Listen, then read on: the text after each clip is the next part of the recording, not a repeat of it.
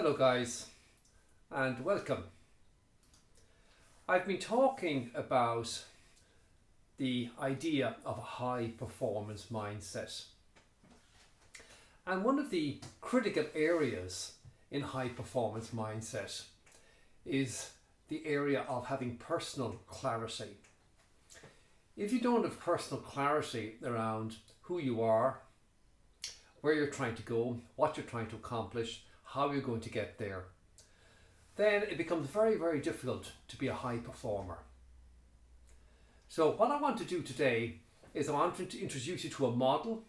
It's the one thing planning model that we use with our clients, but it's a very, very interesting model when applied at a personal level. And it will help you, I think, to see how a high performance mindset encompasses a whole range of areas in a simple, straightforward plan that allows people to get clear, get focused, and then get going, move into action.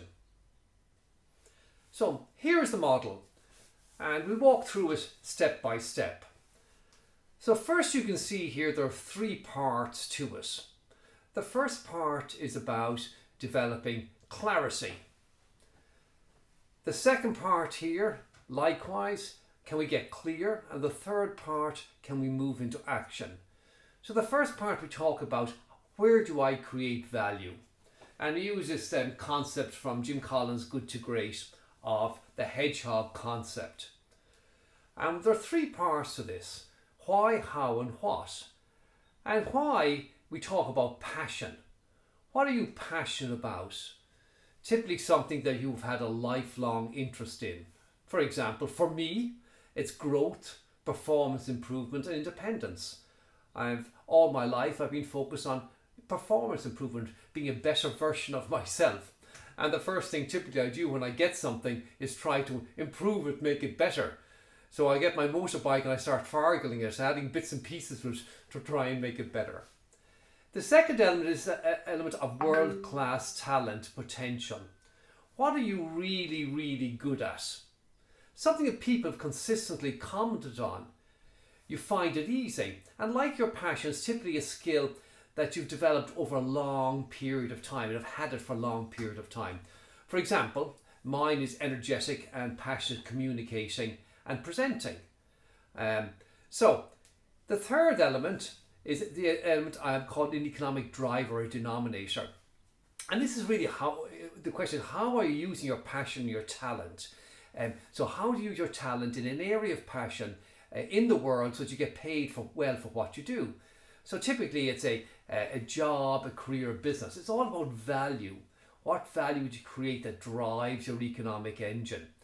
For example, in my case, building a performance improvement business online.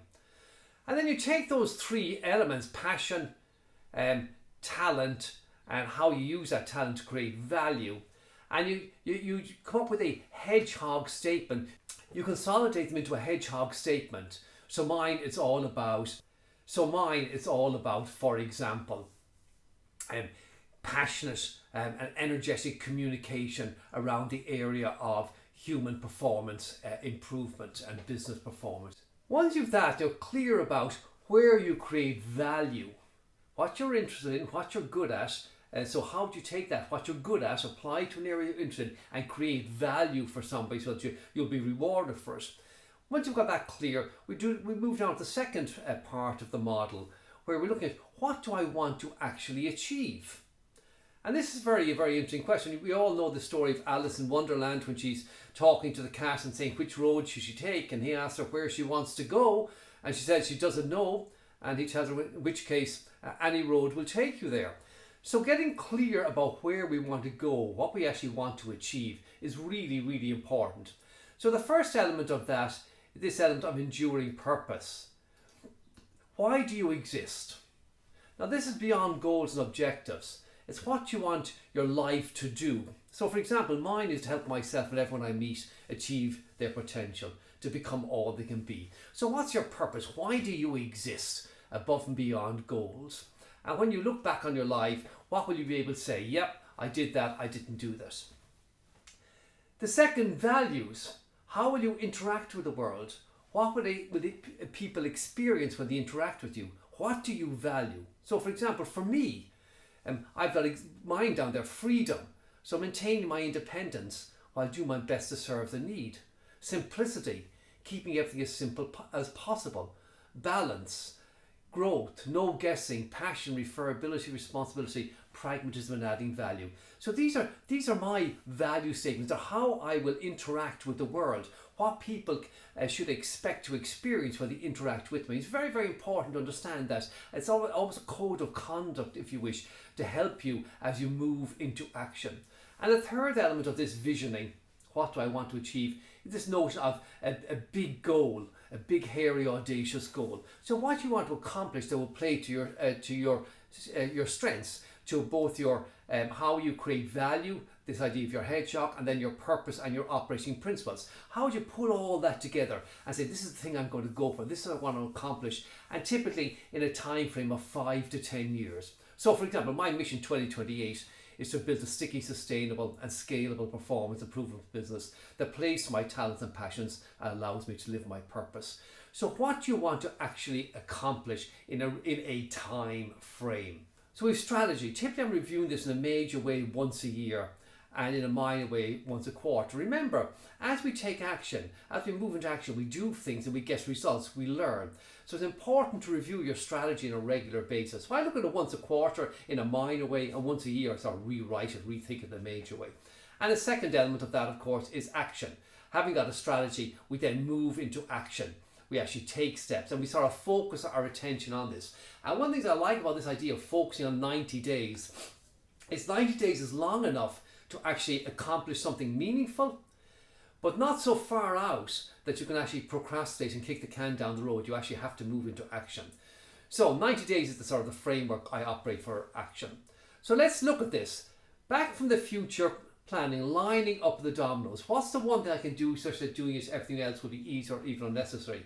From The One Thing by Gary Keller. So this idea of lining up the dominoes. So we look at the areas of strategic thrusts and we say, if I want to line up my dominoes, what areas will I line them up in? What are the areas of high performance mindset that you need to focus on that will allow you to achieve your big goal? And the headings we use here are health, relationships, development, work, money and fun.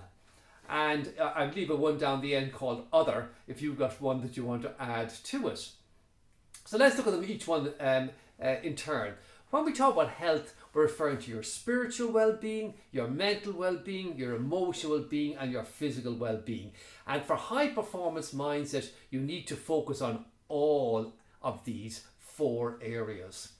In terms of relationship, we're talking about both personal and professional relationships, and likewise in development, we're talking about your personal and your professional development. I don't think there's anything much to say about work, money or fun, except to say that these are areas that are critical and we need to focus on them. We start, for each one of these strategic thrusts, we start by asking the question, what do I need to achieve in this area in the same time frame as the big, hairy, audacious goal in order to achieve that goal? So if I'm looking 5 to 10 years out here, well, in 5 to 10 years out on the area of health, spiritual, mental, emotional and physical, what will I need to have accomplished that will allow me to accomplish this big, hairy, audacious goal that I've established for myself here? Likewise, relationships, development, work, money, fun and whatever other one you want to include. What will I need to have accomplished? How will I need to be in my relationships, personal and professional? What will I need to do in my areas of my personal and professional growth? And so on. What will work look like? What do I need to accomplish in terms of work, in terms of money, fun? You then move down one step here, and if I say here, what do I need to accomplish in the same time frame as the big, hairy, audacious goal, 5, 10 years? Well here, what do I need to accomplish in the next 36 months to make sure I actually can achieve the 5 to 10 years out target? So whatever I've set for health here, for my physical well-being, for example, well, what do I need to do in 36 months? I need to have accomplished in that so that I'm sure I will achieve that in 5 to 10 years out. And ditto, I go down to 12 months. What do I need to accomplish in 12 months to make sure I will be able to achieve the 36-month target? And ditto, 90 days, 30 days and this week. And I do that exercise for each one of these areas, and I have a complete plan. And what's really, really interesting about this is that I have the plan on one simple sheet of paper. I don't go into incredible detail.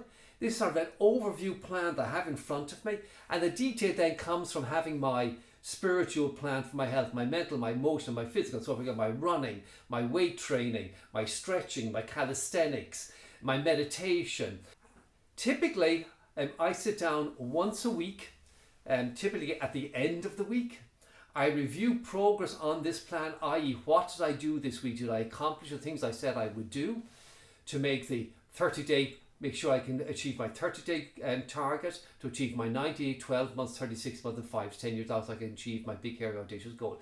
Did I accomplish that or not? And I review progress and I try and learn and say what worked, what didn't work, and I learn from that. And then I update and I plan the following week. What do I want to accomplish? I typically do this on a Friday. What do I want to accomplish the following week? So I can go into the weekend with my head clear and knowing I've got my plan. I know what I want to accomplish in the next 7 days. So I hope that model is clear for you. It's a very, very simple approach. My advice to you in doing it is not to over exercise yourself around it. Get information in there, start populating the plan, start at the top and work your way down, start to populate it. And once you've populated and you have a plan in front of you, you'll be reviewing it every week. So you'll be looking at this document every week as you update and update and update. And each time you do, you'll find you'll be going back up, revisiting your passion, your talent, your economic driver, your purpose, your values, and your big, hairy, audacious goal, and you'll be rethinking your strategy and your action. You'll find you're constantly reviewing this, constantly looking at rethinking, and slowly but surely over time, you'll develop two things. You'll develop absolute clarity around who you are, where you add value, where you're trying to go. But equally important, you get very, very clear on implementing these high performance areas around health, relationship development, work, money and fun, and executing those so that you become a high performer with a high performance mindset. So there you go. That's the model. I hope you enjoyed this and I look forward to seeing you in the next video.